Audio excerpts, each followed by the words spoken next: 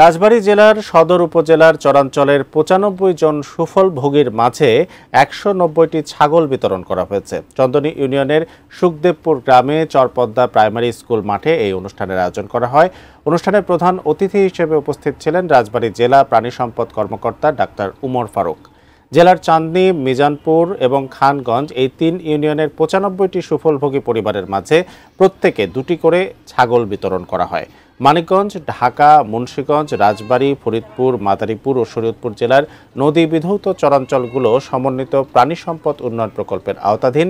এ সময় রোগমুক্ত, স্বাস্থ্যবান ও সঠিক ওজনের ছাগল বিতরণ করায় জেলা ও উপজেলা প্রাণী সম্পদ কর্মকর্তা সন্তুষ্টি প্রকাশ করেন। বিতরণকৃত ছাগল সরবরাহ করে সরবরাহকারী প্রতিষ্ঠান মেসার্স তুষার এন্টারপ্রাইজ।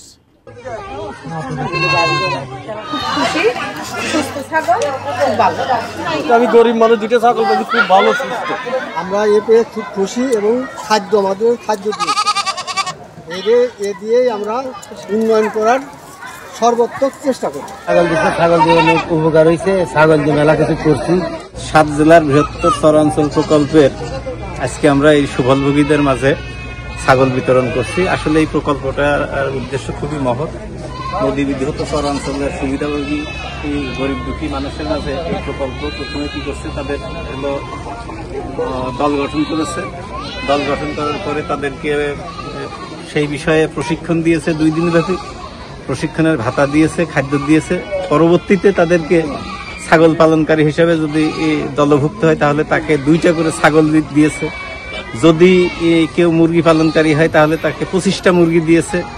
সাথে ঘর নির্মাণ করে ঘরের টাকা নগদ দিয়েছে এবং পরবর্তীতে ছাগল বা মুরগি বা হাঁস যে যাই পাক তার আবার খাদ্য 3 ধাপে বা 4 ধাপে খাদ্য বিতরণ করা হচ্ছে।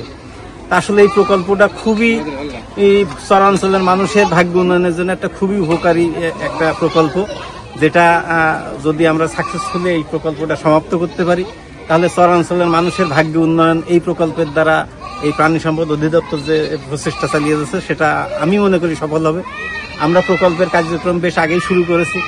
আমরা অনেক সুফলভোগীর মাঝে ইতিমধ্যেই ভেড়া বিতরণ করেছি, ছাগল বিতরণ করেছি, হাঁস বা মুরগি বিতরণ করেছি।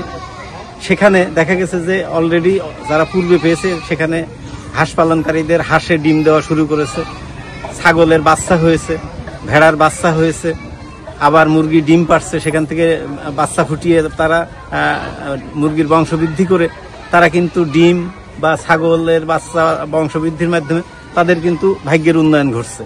তা আমি মনে করি যে সরকারের এই মহৎ প্রচেষ্টা বা প্রকল্প আমরা প্রাণী সম্পদ যদি সুন্দরভাবে আমরা সুফলভোগীদের মাঝে পৌঁছে দিতে পারি এবং কার্যক্রমটা আমরা তদারকি করতে পারি তাহলে এই প্রকল্পের মাধ্যমে চরাঞ্চলের মানুষের ভাগ্য উন্নয়ন সম্ভব হবে।